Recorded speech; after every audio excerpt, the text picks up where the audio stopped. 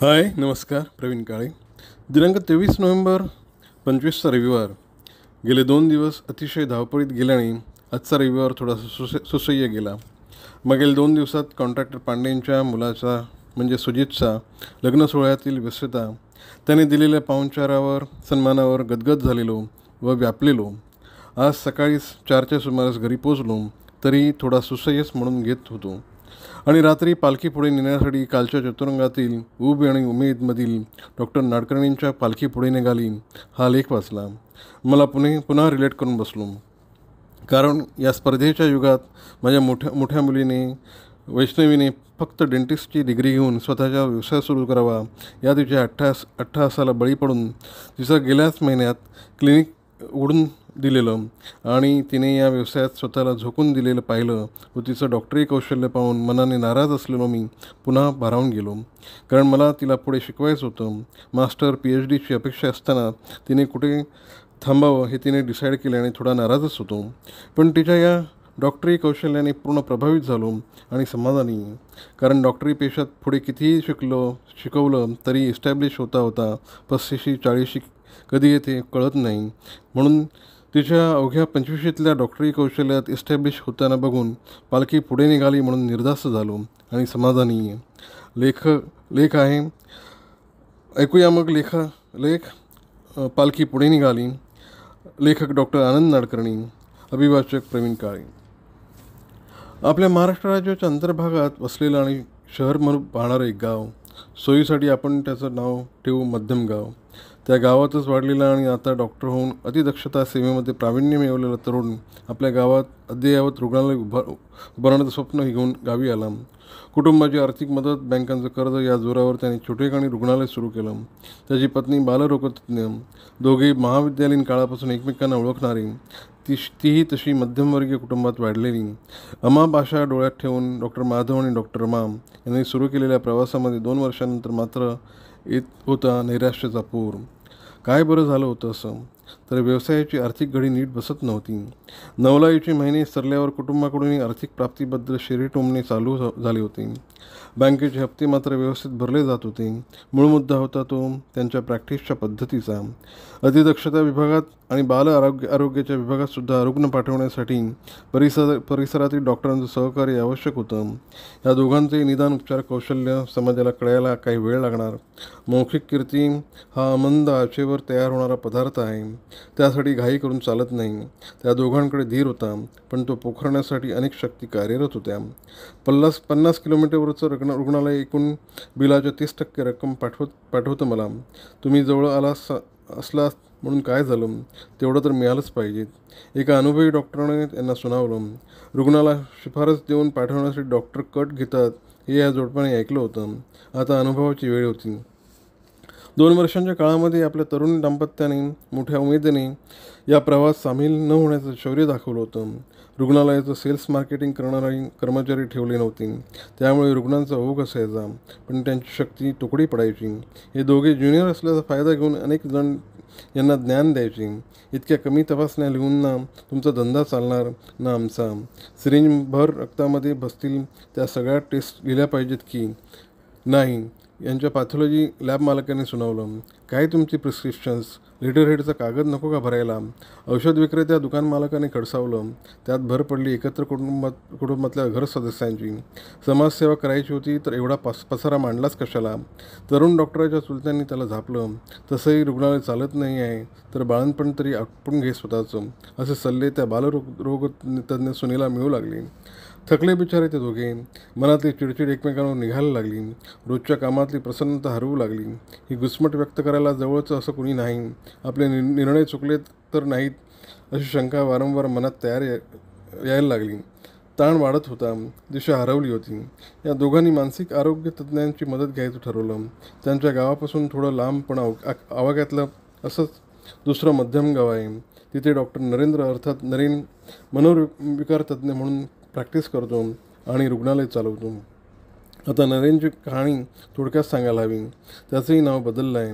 पदव्युत्तर शिक्षणासाठी सायकियाट्री हा विषय घ्यावा की नाही अशा संभ्रमात असताना त्याने मला फोन केला होता.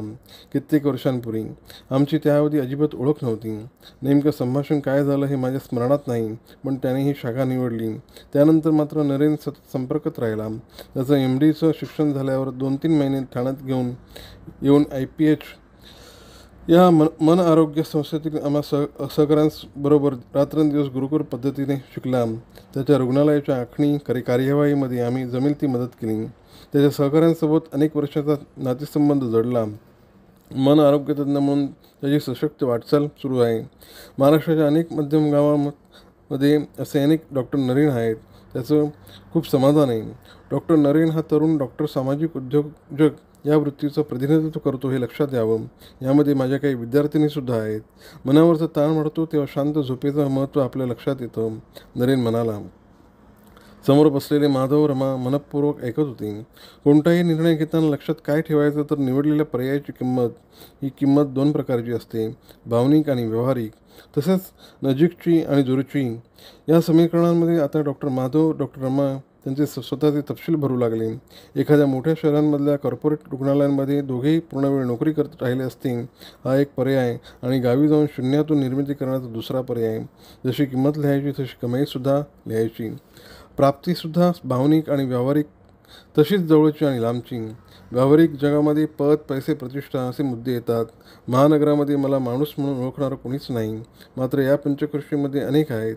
डॉक्टरी कौशल्य हा मुद्दा मात्र दोन्ही ठिकाणी परिचयाचा झालेला नाही, माधव म्हणाला. स्वतःच्या रुग्णालयामधून बाहेर पडून या ओळखी ताज्या करण्यासाठी तू काय काय कष्ट घेतलेस, नरेनने विचारलं. माधव विचारात पडला. थेट संवाद आणि समाजमाध्यमी संवाद याबद्दल एक योजना बनवायचं ठरलं. संपर्क वाढवताना समजूत वाढवायची आहे. त्यासाठी छोटी सादरीकरणं, व्हॉट्सअप रील्स करायची. मधुमेह असणाऱ्यांनी उपवास कसे करायचे असे विषय घ्यायचे. आईच्या दुधाची सवय योग्य वेळी समाप्त करण्याचे 6 उपाय अशा विषयावर रमाने दृकश्राव्य साहित्य तयार करायचं. मध्यस्थ नको तर आपणच लोकांपर्यंत पोचायला हवं. स्थानिक वर्तमानपत्रातली लोक सांगतील जाहिराती करा. सगळीच रुग्णालय ते करतात. तुम्ही वेगळे काय करणार ते नको का कळायला, नरेनने सांगितलं. व्यावहारिक किंमत देण्याची तयारी जास्त महत्त्वाची की भावनिक किंमत देण्याची, रमाने विचारलं. तूच विचार करू. कोणतीही किंमत देताना त्रास होणार, दुःख होणार, पण त्यातल्या त्यात कमी वेदनेचा पर्याय कोणता ते पहा. सुखद नाही तर कमी दुःखद पर्याय, नरेन म्हणाला. काही जण खूप सहजपणे देतात ही किंमत, त्याला त्याग म्हणतही नाहीत, माधव म्हणाला. त्याने ही सहजता कुठून येत असेल, नरेनचा प्रश्न. उद्दिष्ट स्पष्ट झाल्याशिवाय सहजता येणार नाही कशी, रमा उद्गारली.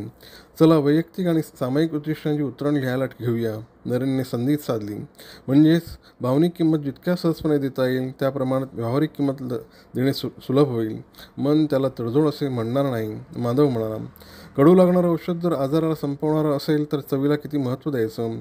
आपण भावनिक किंमत देतो आणि ती देताना झालेला भावनिक त्रास मात्र उगाळत बसतो. हे असतं मूळ किंमतीवरचं चक्रवाढ व्याज.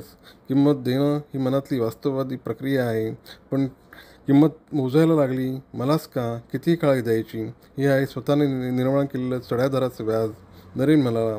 त्यांची चर्चा तासभर सुरू राहिली. आम्ही आज या गावातच राहतो. आमची टिपणं आणि तक्ते बनवतो. उद्या वेळ देऊ शकाल का, माधवने नम्रतेने विचारलं. नक्कीच. माझी OPD 6:30ला संपेल. त्यानंतर लगेच आपण बसू, आश्वासक स्वरात नरेन म्हणाला. माधव आणि रमा दुसऱ्या दिवशी प्रश्नांची चळ घेऊन आले होते. त्यांचं लिखाण आणि झालेली चर्चा यामुळे त्यांच्यात नव्याने आलेला उत्साह नरेनलाही जाणवत होता. निवडलेल्या ध्येयाबद्दल मन शंकित होतं. अशावेळी पुन्हा पुन्हा स्वतःचं किंमत कमाई समीकरण स्वतःला सांगावं लागतं. स्वतःच्या क्षमतेला कमी लेखणं हा धीर सुटण्याची पुढचा कोण, आणि माझ्या मनाप्रमाणे सर्व घडलंच पाहिजे आणि तेही ताबडतोब हा हट्टी विचार, असे 3 कोण एकत्र आले की धीर सुटतो, नरेन त्यांना समजावत म्हणाला. मग धीर धरायचा कसा, रमाने विचारलं. धरणे या अर्थाच्या संस्कृत क्रियापदातूनच तयार झाला तो शब्द. पाणी धरून ठेवते ते धरण, मानवाला संचार करायला देणारी धरती, तुम्हाला स्वतःच्या जगण्याच्या पद्धतीबद्दलही विचार करायला हवा. ओढग्रस्तीचं आयुष्य नाही, पण कितपत विलासी आयुष्य जगायचं ते तुम्हीच ठरवायचं. पैसे जरुरीचे आहेत, पण ते साध्य की साधन ते ठरवायला हवं, असं सांगून नरेनने त्याची तपाची कहाणी माधव रमाला सांगितली. लोकांचा विश्वास संपादन करायची एक प्रक्रिया असते. तुम्ही टिकून राहणार आहात याची खात्री लागते त्यांना. नरेनने वाचन, प्रवास, समविचारी मित्र, IPS परिवाराशी नियमित गप्पा हे मार्ग तो स्वतःच्या तणाव व्यवस्थापनासाठी कसे वापरतो ते सांगितलंच, पण वेगवेगळ्या टप्प्यांवर त्याचा धीर कसा खेचला आणि सावरला याची उदाहरणं दिली. माधव रमासाठी ती खूप महत्त्वाची होती. नेटका व्यवसाय करून स्वतःबरोबर समाजाचं भलं करणारे व्यावसायिक हवेत, असे तो म्हणाला. ध्येयवादी म्हणजे स्वतःच्या जीवनाचं सौष्ठव नाकारणं नव्हे. आणि गाडी वळली पती पत्नी नात्याच्या नाजूक वळणाकडे. आपल्या संघातल्या सहकारी म्हणूनचा स्वीकार आणि संसारातला जोडीदार म्हणून केलेला स्वीकार यामध्ये आपोआप एकरूपता येणार नाही. ध्येय एक असलं तरी व्यक्तिमत्व वेगवेगळी असतात. स्वभावातील सवयींमधला बदल म्हणजे शरणागती नाही. त्यांच्यात प्रभावी संवादाच्या शैलीवरही चर्चा झाली. आता तुम्ही विचार करा, सर्व मुद्द्यांचा आणि निर्णय घ्या. डॉक्टर नरेनने समारोप केला. आम्ही लढत राहणार सर. या 2 दिवसांनी आम्हाला खूप एनर्जी दिली आहे, असे म्हणत त्या दोघांनी नरेनला वाकून नमस्कार केला. त्यांची गाडी नजरेपार जातच होती. तेवढ्यात नरेनने मला फोन लावला. सर, 13 वर्षांपूर्वी तुम्ही मला जे जे सांगितलं त्याची उजळणी झाली. बोलताना मला जाणवत होतं की तुम्हीच बोलत होतात आतून. एक वर्तुळ पूर्ण झालं. लगेच तुम्हाला फोन लावला. त्यांनी केलेला नमस्कार तुमच्याकडे सुपूर्द करण्यासाठी. त्याचं बोलणं ऐकत असताना आजच्या डॉक्टरचं भावचित्र डोळ्यापुढे येतच होतं. स्पर्धेच्या आणि प्रवेश परीक्षांच्या अखंड चक्रातून जाताना वैद्यकीय व्यवसायाचं मर्मच समजून घेण्याची गरज कमी झाली आहे विद्यार्थ्यांमध्ये. कारण व्यवसाय सुरू करतानाच ऊर्जा संपते अनेकांची. आजवर केलेल्या गुंतवणुकीचे रिटर्न्स देण्यासाठी उरतो मग व्यवसाय. पण दोष फक्त विद्यार्थ्यांचाच आहे का? त्यांना शिकवणाऱ्या शिक्षकांच्या उत्साहाच्या पोकळीचं काय? वैद्यकीय महाविद्यालयांशी निगडीत नसलेल्या असंख्य ज्येष्ठ आणि श्रेष्ठ डॉक्टरांना तरुण डॉक्टर्सचे सल्लागार म्हणून काम करायचं असेल तर त्यासाठी राज्यव्यापी व्यवस्था आहे का? डॉक्टरी संघटनांचा वेगळाच तोरा आणि सत्ताकारण. प्रशिक्षण कार्यक्रम आणि परिषदांमध्ये तहान असते त्यातून मिळणाऱ्या गुणांकांची.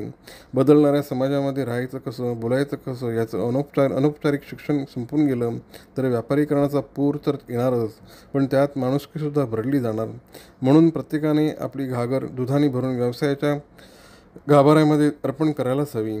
खाजगी व्यवसायाकडे पाहण्याचा दृष्टिकोन ज्यांनी मला दिला ते डॉक्टर विजय आजगावकर. बालमधुमेही मुलांच्या शेकडो कुटुंबांचे आबा.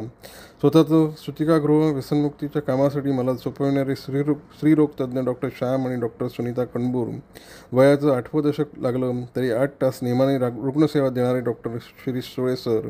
आपल्याकडे येणाऱ्या बालकाच्या आईला औषधाबरोबर नियमित ज्ञान देणारा माझा राजूदादा, डॉक्टर राजू धामणकर. अशा अनेकांच्या आठवणींना माझं मन भरून आलं. त्यांच्या पायाशी हे नमन अर्पण करत मी नरेनचं भरल्या आवाजात कौतुक केलं आणि म्हणालो, चला, पालखी पुढे निघाली. धन्यवाद.